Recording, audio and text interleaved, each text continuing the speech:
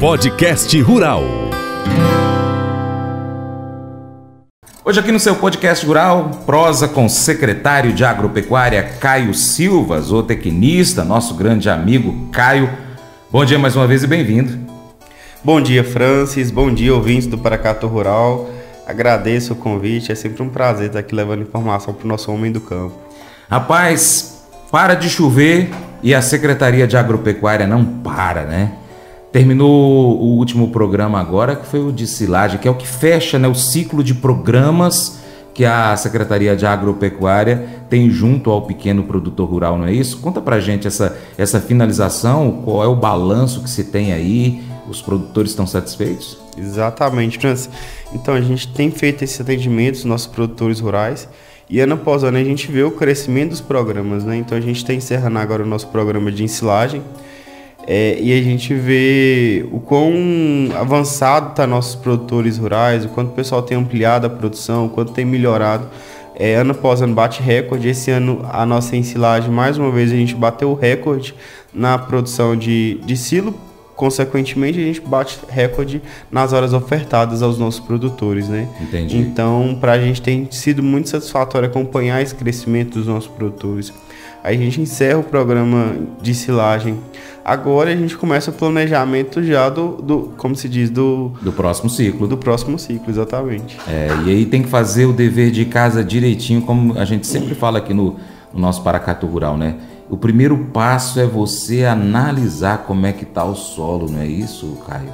Exatamente. Uma tecla que a gente tem batido muito com os nossos produtores é a utilização correta das tecnologias do campo, né? Uhum. E para a gente ter sucesso na produção, a gente precisa primeiramente trabalhar o planejamento e análise, tudo corretinho da fazenda, fechar o ciclo, ver como é que foi a questão da produção, entender o que foi bom, o que precisa ser melhorado, né? E a gente começa agora com nossa disponibilização de análise de solo gratuita. Então, a gente disponibiliza para o produtor análise de solo gratuita. Esse produtor, ele tem interpretação de forma gratuita também, com o agrônomo, o pessoal da Emater. Então, ali naquela interpretação, de acordo com a cultura que o produtor quer plantar, eles fazem indicação de manejo, de adubação, de tudo que a cultura vai precisar para ter sucesso, né? Entendi. E aliado a isso, a gente tem nosso programa de manejo e conservação do solo também. Tá, no caso da análise, Caio, você tem visto algum crescimento nesses últimos anos? Ou seja, o pequeno produtor ele está se conscientizando que é necessário estar fazendo a análise periodicamente do solo? Bastante, Francis. A gente tem reparado, a gente tem trabalhado muito com o produtor rural nesse sentido, porque Paracatu, por ser uma cidade muito antiga, a gente vem com muitas questões culturais, né? Meu bisavô fazia assim, meu avô fazia assim, meu pai fazia assim, eu vou continuar fazendo assim. Então a gente tinha muito produtor que tinha aquele hábito já de fazer a adubação do solo em quantidades já todo ano, exemplo marcada, assim, né? Marcada, exatamente. Então a cobertura marcada. Aí quando a gente faz a análise do solo, que vai falar com ele, você tá gastando dinheiro nesse nutriente aqui, e esse aqui tá ficando deficiente e tá limitando o crescimento da sua planta. Aí aquele produtor que ouve a recomendação técnica no primeiro ano, que ele faz assim, uma pequena mudança na quantidade de aplicação ou numa cobertura, ele já nota a diferença na lavoura, né? Entendi. Então assim, visualmente ele vê que dá resultado e que vale a pena seguir a orientação técnica. Então, isso aí é muito claro para a gente em diversas situações. Você falou então do programa de manejo de solo, né? E também esse manejo ele tem um acompanhamento também da equipe da Emater ali com o agrônomo para poder avaliar qual é o manejo mais correto para se realizar ali naquele local? Sim, hoje o nosso programa de manejo e conservação do solo ele consiste na disponibilização de uma rede escavadeira para o pequeno produtor da porteira para dentro da propriedade. Então ali ele pode fazer diversos serviços com a rede escavadeira, só que o foco do programa ele é o manejo de conservação do solo, ou seja, fazer as barraginhas para ter controle de erosão do solo, fazer as barraginhas para contenção de água também, aumentar a umidade do solo, e com isso a gente disponibiliza a equipe técnica para ir orientar onde que é o melhor lugar para fazer as barraginhas, só que normalmente é assim que acontece em 70% dos casos, né? O produtor que está ali diariamente na roça, ele já entende onde que tem as enxurradas, onde que a água passa e tudo mais, então a gente dá essa certa autonomia para ele também. Da máquina chegar e falar assim, não, eu quero as barraginhas aqui, e o operador vai e fura. Agora aquele produtor que está iniciando, aquele produtor ainda que tem dúvida, a gente disponibiliza a equipe técnica também, em parceria com a Emater. Eles fazem as marcações das curvas de níveis, né? Aí dependendo da comunidade a gente tem um trator, tem o terraceador, tem os implementos que fazem ali as curvas de níveis e faz a indicação da perfuração das barraginhas também, que é muito interessante. No caso aí desse manejo de conservação de solo, precisa estar com maquinário, né, em movimento. Aí é feito um cronograma por regiões, é? Exatamente, depende muito da região. Hoje, como a gente já desenvolveu muito esse manejo de conservação do solo, hoje ele é mais diversificado nas regiões. Pontual. Então, assim, como a gente tem aí mais de 30 associações rurais que hoje já tem a patrulha, já tem a patrulha rural, o trator com os implementos, então normalmente a gente tenta captar ali de alguma região que é próxima e tudo mais. Agora, se a região não tem mesmo, a gente tem um trator na secretaria e a gente viabiliza uma forma de atender o produtor. Entendi. Você falou aí da questão da barraginha, né? Que a barraginha ela tem duas possibilidades de ser feita. Uma delas é quando o pessoal ali da equipe está dando a manutenção na estrada e aí precisa do produtor rural que tem ali a sua cerca vizinha, né, da divisa ali da estrada. Então, olha, produtor rural, a gente precisa aqui abrir a sua cerca, fazer um bigodinho aqui, construir uma barraginha. Por quê? Porque a gente tem que tirar essa água daqui da estrada. Então, precisa do produtor rural para autorizar essa realização, né? Porque a prefeitura não pode adentrar ali, então, a propriedade privada. Então, o produtor tem que ter essa consciência e colaborar, ou até mesmo o próprio produtor chegar ali na equipe, aqui empoça a água, se vocês quiserem pode abrir a cerca aqui, mas deixa ela arrumadinha direitinho, faz aí a barraginha nesse espaço aqui e tal, fica à vontade. Mas também o produtor rural pode fazer a solicitação, como você falou. Agora, para que o produtor rural, Caio, possa fazer essa solicitação aí, no caso da barraginha, falou, olha, aqui na minha fazenda tem um lugar que passa uma enxurrada que está acabando com o meu solo. E aí ele, por exemplo, ele não tem o cartão do produtor. Ele pode fazer essa solicitação lá junto à prefeitura? Então, hoje, diferente dos outros programas que a gente desenvolve na Secretaria, o programa de manejo e conservação do solo das redes escavadeira, para o produtor ele ter acesso, ele precisa basicamente ter o cartão de produtor, que dá a condição para ele de produtor rural e viabiliza a documentação para a gente atender. Os demais programas da Secretaria, a gente já precisa que o produtor ele tenha, além do cartão de produtor, que ele tenha a CAF, que é o Cadastro da Agricultura Familiar, e esteja associado em uma associação rural. Por que a barraginha a gente pede somente o cartão de produtor? Porque o manejo de conservação do solo é uma necessidade do produtor rural e é uma necessidade das serras rurais também. Então, quando a gente trabalha esse manejo numa propriedade, a gente está trabalhando numa região como um todo, porque a gente está evitando erosão, a gente está contribuindo para aumento de umidade do solo, então assim, tem diversos benefícios, né? Entendi. E um ponto interessante que a gente pode falar em relação ao programa de barraginhas esse ano é a ampliação do programa que está tendo esse ano. Nos anos anteriores a gente era muito limitado em relação à contratação das redes para prestar o serviço do município. A gente tinha cerca de 10 retros que prestava durante todo o ano para os produtores rurais. Então assim, a gente fazia por região e acaba por ser uma demanda muito alta, chegar ao final do ano a gente não conseguia estar em todas as regiões. Então a gente tinha um cronograma de regiões por ano. Então esse ano a gente dobrou a quantidade de retros licitadas para atender o produtor. Então provavelmente esse ano a gente vai ter 20 retros que vai estar prestando esse serviço aí dentro das associações rurais, dentro das comunidades rurais, para adiantar o serviço antes do período de chuva do ano, para a gente conseguir ter uma efetividade, uma eficiência boa no programa. Entendi. O programa de conservação e manejo de solo e o de análise de solo, eles estão já em funcionamento nesse período? Eles vão iniciar agora. O de análise de solo a gente licita na segunda-feira, agora próximo, a gente vai assinar o contrato e já disponibilizar. E o de barraginhas, provavelmente ele começa no finalzinho de julho. Entendi. Também tá para licitar e a gente vai começar. Então, assim, é o momento certo da gente iniciar. Tá. Nesse momento tem algum em aberto? Nesse momento a gente está finalizando nosso programa de ensilagem, né, que fecha ali a parte de mecanização agrícola. Aí a gente começa as partes de estratégia e planejamento da secretaria. A gente volta a fazer revistoria em todos os equipamentos agrícolas das associações rurais, entender como que está a situação dos equipamentos, dos tratores, dos implementos agrícolas, para posteriormente a gente começar os programas de preparo de solo, né, que a gente começa a gradagem, depois vem plantio. A gente está planejando também entregas das sementes de milho, que esse ano também vai ter uma ampliação na entrega da semente. Que bacana. Vamos ter a qualidade vai manter aquela boa, né? A qualidade sempre manter. A gente sempre procura a melhor tecnologia do mercado e insere na licitação.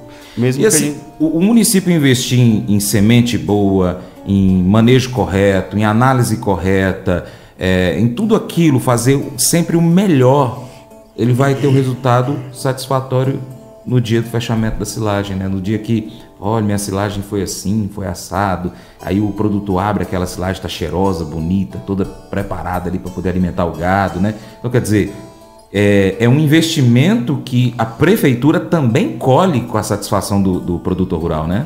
Exatamente, a gente investe no programa e a gente colhe desenvolvimento coletivo, né?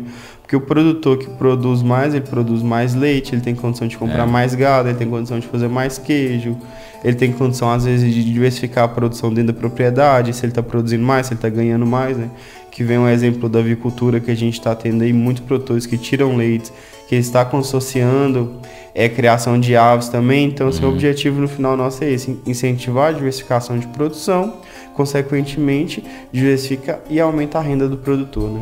Legal. Você estava falando aí da avicultura, né, gente? Essa semana teve lá, participou da inauguração, inclusive amanhã a gente vai trazer aí a matéria completa, mas eu queria que você falasse um pouquinho também sobre a inauguração oficial do abatedouro. Agora está funcionando de verdade. Exatamente. Apesar de a gente ter tido a inauguração oficial do abatedouro, a gente já tem o funcionamento do abatedouro há alguns meses, né?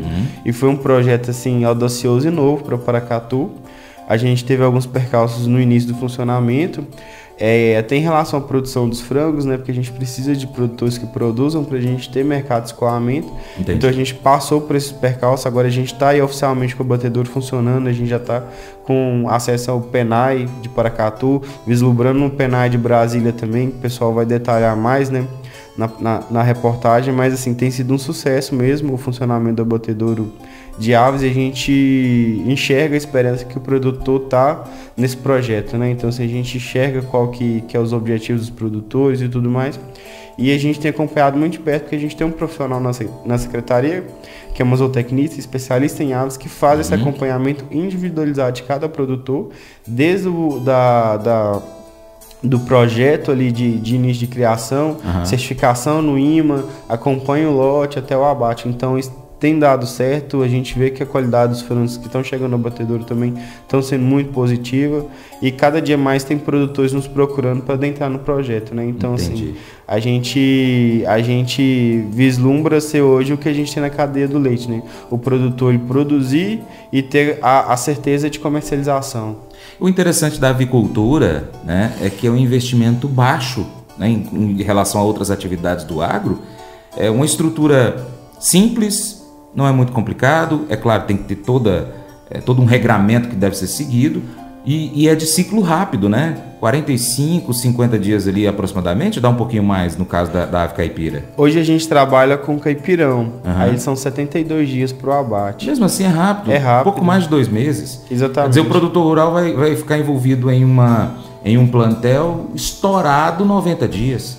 Exatamente. Desde a compra até a entrega. Aí não chega isso tudo.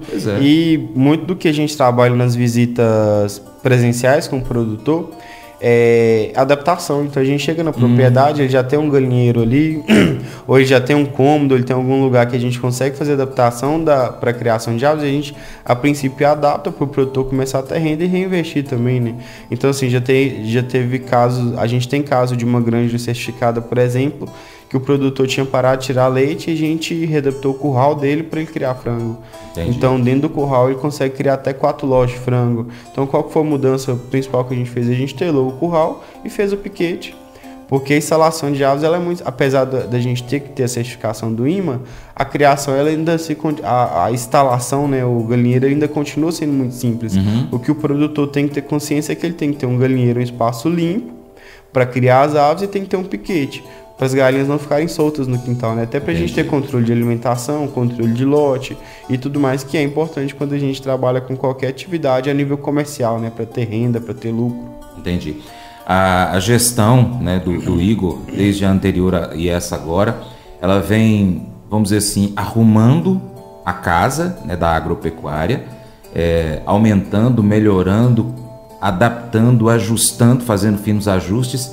E agora, Caio, está com projetos de ampliação, de apoio ao produtor? A apicultura já está sendo bem trabalhada. Piscicultura também está sendo conversada. Existe, por exemplo, algo na questão das hortaliças, das frutas também, para que possa ser desenvolvido?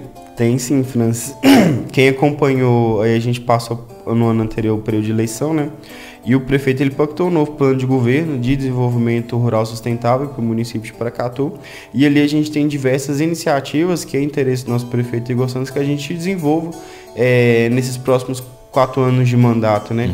Então ele já nos deu algumas missões para a gente desenvolver. E o que eu posso dizer é que tem muita coisa boa vindo por aí. Apesar de hoje Paracatu já ter esse destaque a nível estadual, né?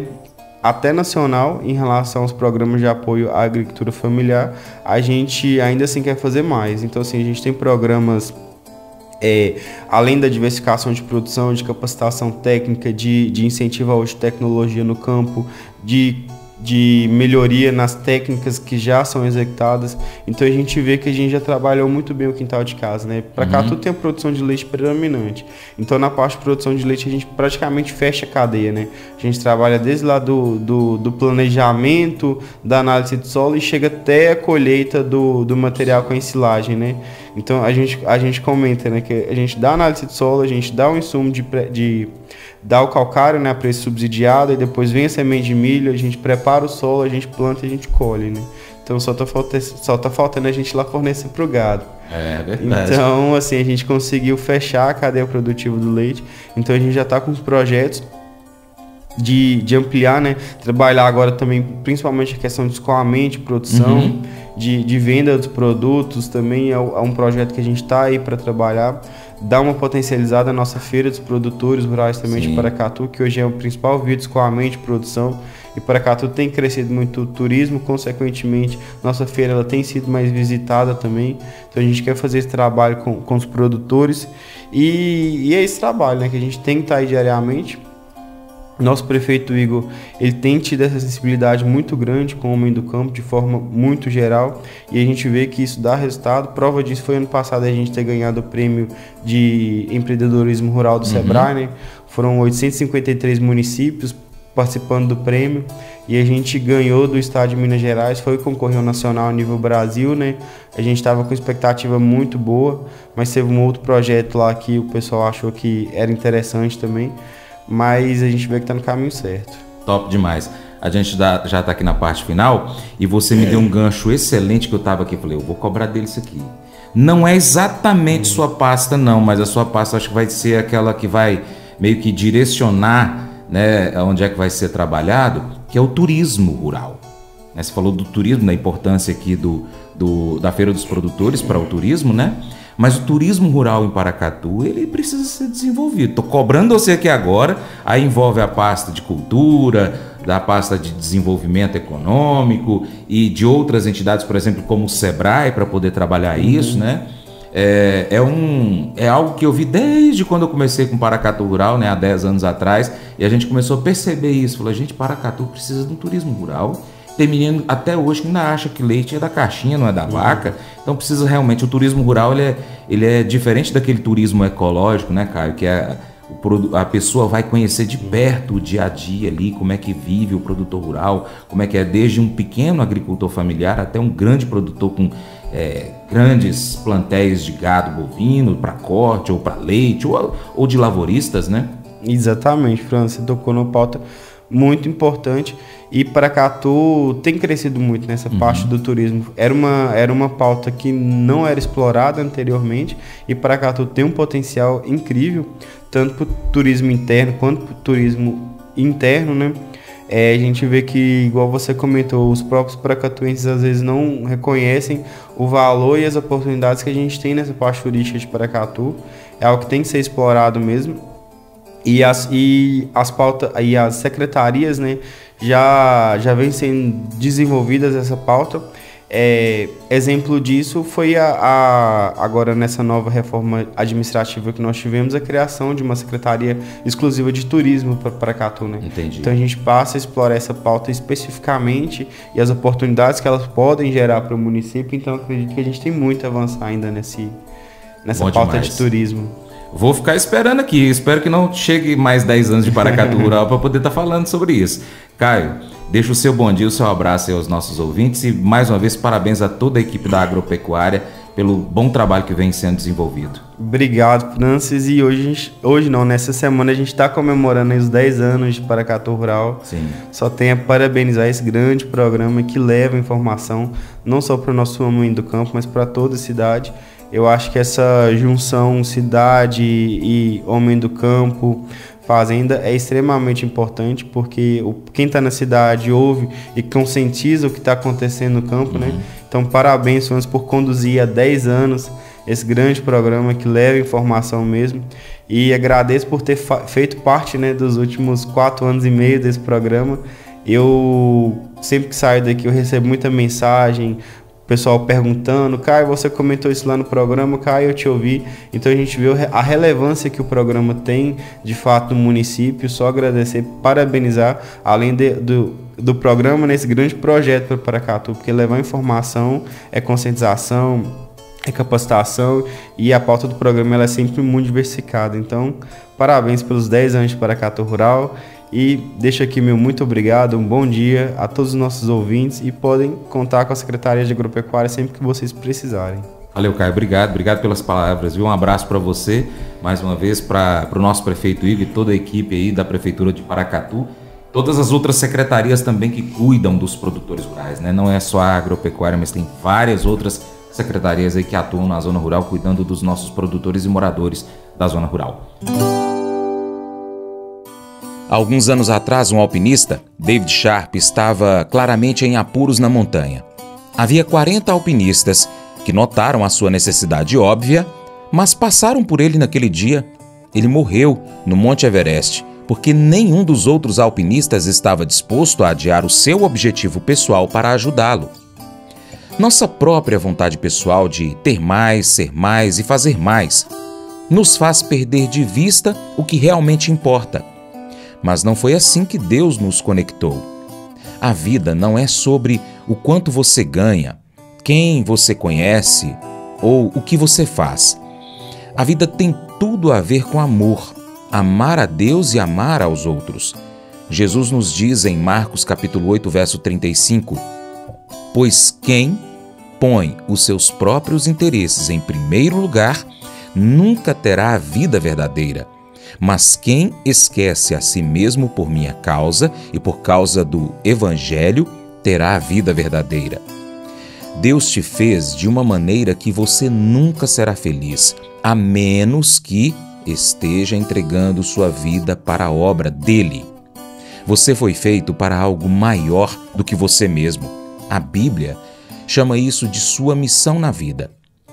A importância não vem do status, salário ou sexo, vem do serviço. Somente entregando a sua vida você pode sentir que a sua vida tem significado. Esse devocional faz parte do plano de estudos Hábitos de Felicidade do aplicativo biblia.com. Muito obrigado pela sua atenção e até o próximo encontro. Tchau, tchau.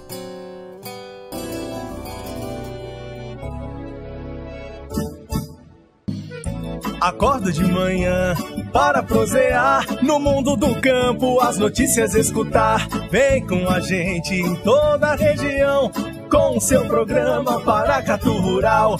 Tem notícias, informação e o mais importante, sua participação. Programa Paracatu Rural. Programa Paracatu Rural.